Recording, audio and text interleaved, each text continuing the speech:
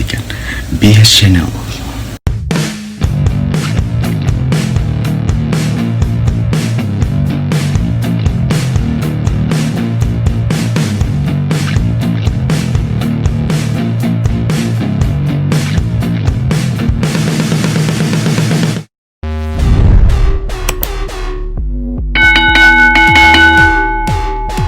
Islam lagi.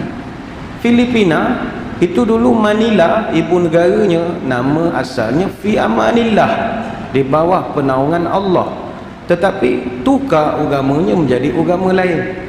Namun kita alhamdulillah, walaupun penjajah silih berganti datang ke tanah air kita, selama 446 tahun kita dijajah, itu tak tukar agama.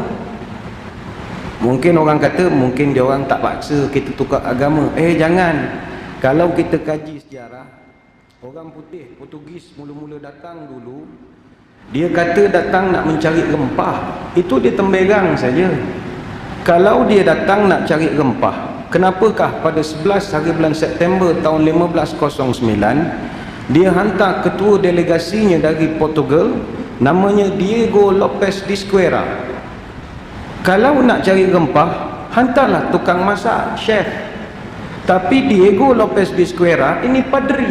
Apa kena-mengena mencari rempah? Suruh Tok Imam, tak ada kena-mengena. Tok Imam masjid kita, ya, tu kaki masak, nasi Arab lah, kari kambing lah, itu lain. Zaman dulu gereja tak ada kena-mengena mencari rempah. Artinya ada niat lain. Sebab itulah kalau kita kaji sejarah, orang putih, orang barat datang ke negara kita menjajah kerana 3 faktor paling utama sekali. Pertama sekali kerana dia panggil 3G, 3Gs: gold, glory and gospel. Gold artinya kekayaan. Bumi Malaysia kalau tak kaya, tak ingin dia datang. Kaya atau tidak bumi kita ni, tak payah ceritalah tuan-tuan, kang macam ceramah dari Jabatan Pertanian pula kita ni malam ni sekarang. Punyalah kaya bumi kita ini. Saya dulu lama duduk di tanah Arab. Orang Arab kalau tanya, ente dari mana? Malaysia. Wah, Malaysia, Masya Allah, Malaysia surga. Saya tanya, kenapa pula surga? Ente punya negara tanam tongkat jadi pokok, ana punya negara tanam pokok jadi tongkat, mampus itu pokok. Orang Arab hari-hari siram pokok, tak hidup. Tak hidup. Mungkin tuan-tuan yang ke Mekah buat haji, ketika wukuf di Arafah akan kata, tak hidup, banyak je pokok ke Arafah. Itu pokok Arafah baru tanam tahun 1955. Siapa yang menanamnya? Presiden Soekarno. Orang Jawa yang pergi tanam. Sampai sekarang dipanggil syajarah Soekarno. Itu pun pokok merambu atau semambu bawa pada Jawa. Tanahnya ambil pada Thailand, baru hidup. Baru hidup. Negara kita khususnya dia punya kekayaan luar biasa. Sebab itu United Arab Emirates tiap-tiap tahun import daripada negara kita sayur dan buah-buahan saja 40 bilion US dollar setahun. Sebab dia tak boleh tanam. Kalau kita kaji sejarah, ada satu puji-pujian pernah diberikan oleh seorang pemimpin terhebat kerajaan Majapahit. Kerajaan Majapahit ni atau Keraton Mojopahit ini kerajaan Hindu-Buddha terakhir yang memerintah Nusantara. Terkenallah dalam sejarah satu watak namanya Patih Gajah Mada atau Gajah Madaya. Tahun 1313 dia jadi Mahapatih ataupun Menteri Besar zaman Ratu Sri Tribut Wanut Tunggadewi Maharajasa Jaya Wisnuwardhani, Raja Majapahit yang ketiga. Dia naik pangkat zaman Hayam Wuruk jadi Amangkubumi ataupun Perdana Menteri di zaman kerajaan Mojopahit. Kerjanya dia ni panglima besar. Terkenal dalam sejarah, dia panggil Sumpah Palapa. Ni kalau tuan-tuan buka internet ada. Jangan buka sekarang, habis ceramah lah. Allah, semua tu datang bercahaya muka malam ni. Ada nur boleh buka handphone. Habis ceramah lah. Sumpah Palapa ini dicatatkan dalam serat Pararaton ataupun kitab raja-raja.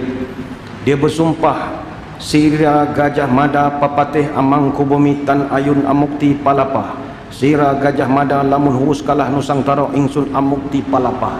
Adalah saya, katanya, yang bernama Patih Gajah Mada, bersumpah tidak akan makan yang sedap-sedap selagi saya tidak menundukkan seluruh Nusantara. Lamun kalah ring Gurun, ring Seram, Tanjung Poro, ring Haru, ring Pahang, Dompu, ring Bali, Sunda, Palembang, Tomasih, samanan ingsun amukti palapa.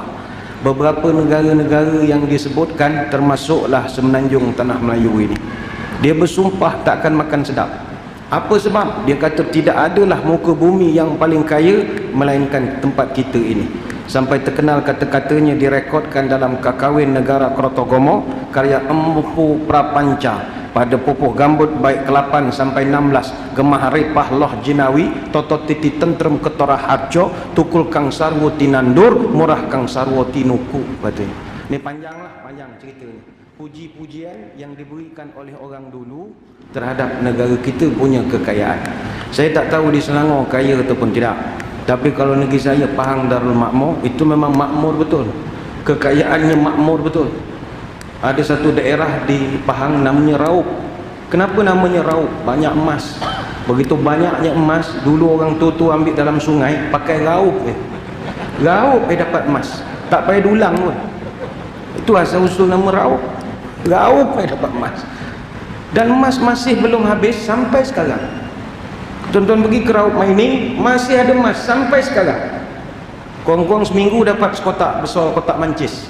Seminggu dalam tak ada tu, dalam jerebu-jerebu tu keluar juga sekotak, tak putus sejak daripada zaman Majapahit. Emas tu dah ada di situ.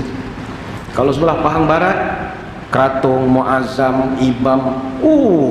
Ibam itu sendiri singkatan daripada IBAM, Iron, Bauxite, Aluminium, Mineral. Bayangkan 4 unsur yang tak pernah putus. Itu baru satu Pahang. Selangor tak payah cerita lah. Ni tuan-tuan semua duduk atas lombong semua ni dulu. Semua lombong batu 13 terkenal betul dengan lombong ni masa itu. Batu 13, batu 14. Ni baru ni dulu kampung kenangan batu 13 dia yang terkenalnya. Sungai Kelang tu tak. Semua lombong. Terkenal buaya pucung dulu. Tahun 87, 88 terkenal. Kaya betul. Suburnya bumi kita ni tahap kesuburannya 15 meter. Orang lain 5 meter. Artinya tanam apa saja hidup. Jangankan pokok, meja forum ceramah ini, tuan-tuan biarkan di tengah tempat parking tu seminggu. Hujan panas, hujan panas, hujan panas, seminggu tumbuh pokok. Pada meja ni tumbuh pokok. Punyalah champion. Saya ingat masjid pun ada pokok lah atas bumbung. Dia baik cek elok-elok. Mana Nazir? Baik cek duduk tu. Masjid kalau atas bumbung ada pokok, cabut cepat-cepat. Sebab kalau dibiarkan, dia bocor. Sebab akarnya itu nurun ke bawah. Kalau dia dah buat lubang, ada bocor. Nescaya kalau hujan, saya ingat banyak besin daripada orang. Penuh besin. Masjid cantik, beldi banyak. Apa sebab? Banyak pokok atas bumbung. Bukan kita tanam. Datang gitu Sebab itu dulu orang putih, dia ambil biji benih getah. Ambil di Brazil.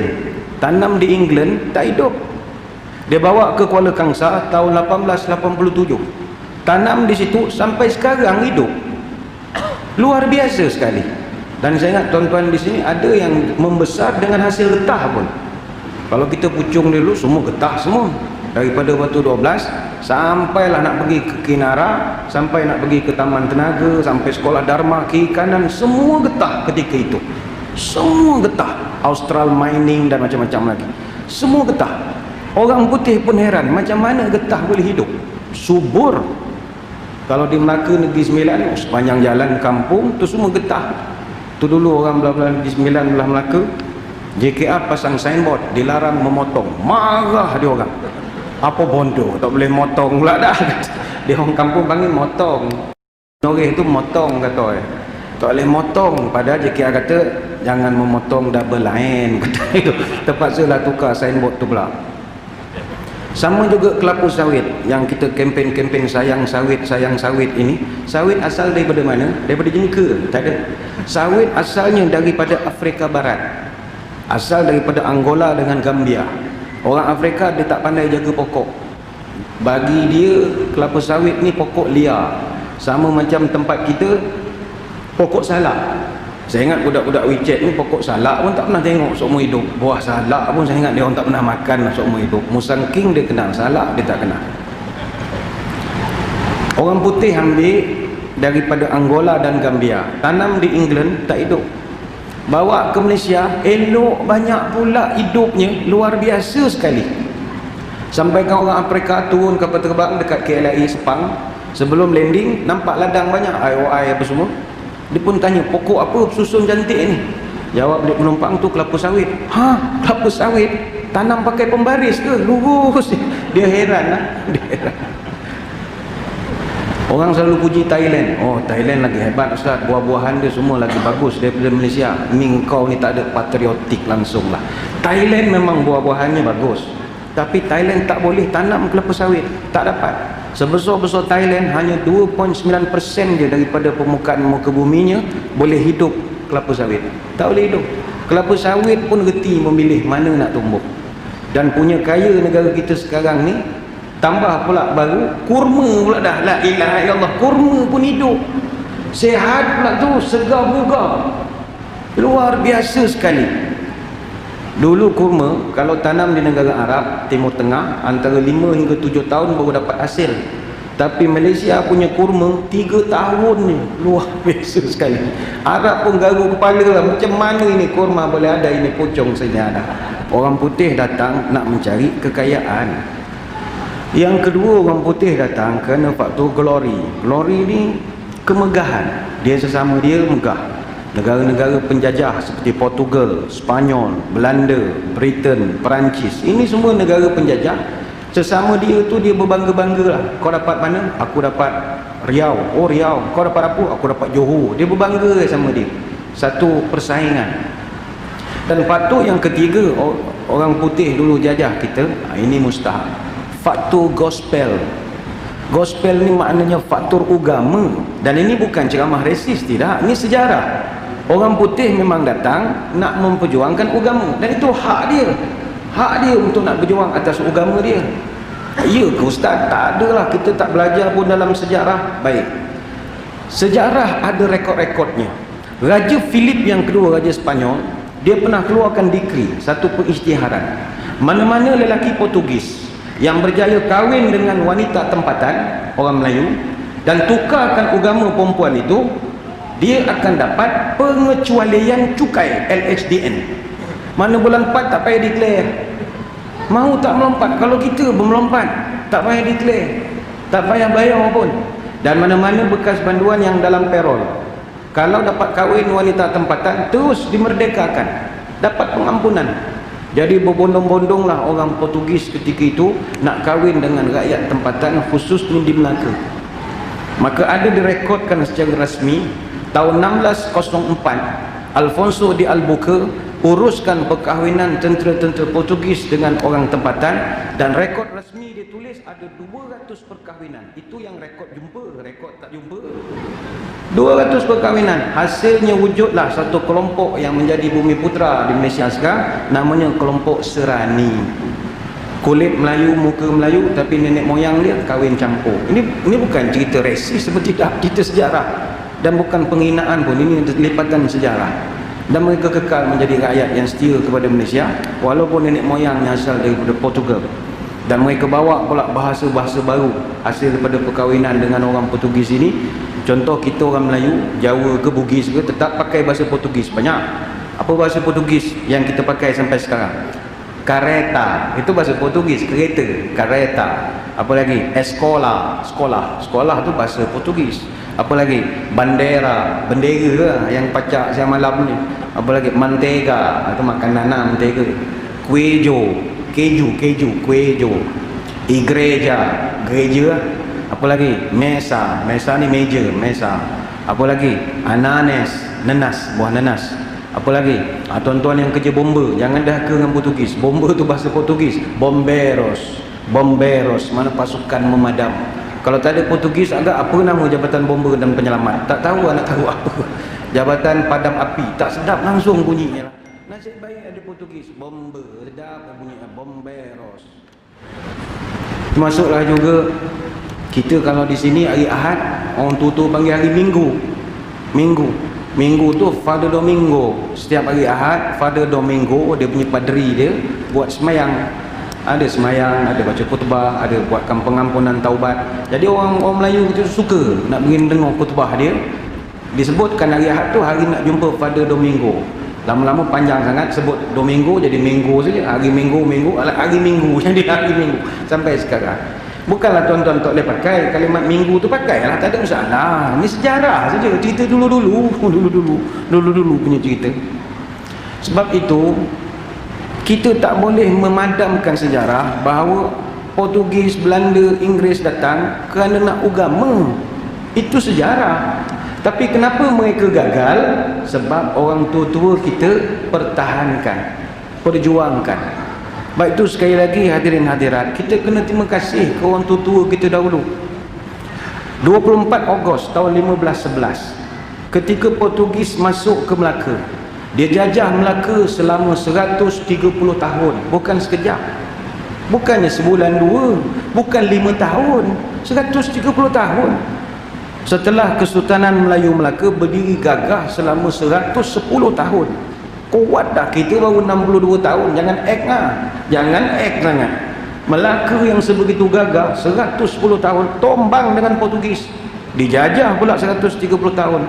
Tapi adakah orang tua-tua kita ketika Portugis menjajah itu mereka pakat tidur beramai-ramai? Adakah mereka perangai macam kita, main telefon siang malam pagi petang? Tidak. Orang tua-tua dulu tak pernah tidur. Tahun 1521 kita ucap terima kasih saudara-saudara kita dari utara Sumatera Utara, khususnya di Aceh, yang bertali arus membantu menyerang Portugis daripada Aceh. Tahun 1521 Sultan Ali Muhayyad Shah, Sultan Aceh pertama, dia serang Melaka. Serang tapi tak menang sebab Portugis ni kuat ketika itu. Datang pula Sultan Alauddin Al-Qahar, Sultan Aceh yang ketiga. Dia serang Melaka 3 kali. 1537 dia serang, kalah. 1547 dia serang guna kapal, pun kalah. Tahun 1564 dia minta bantuan dari kerajaan Turki Osmani.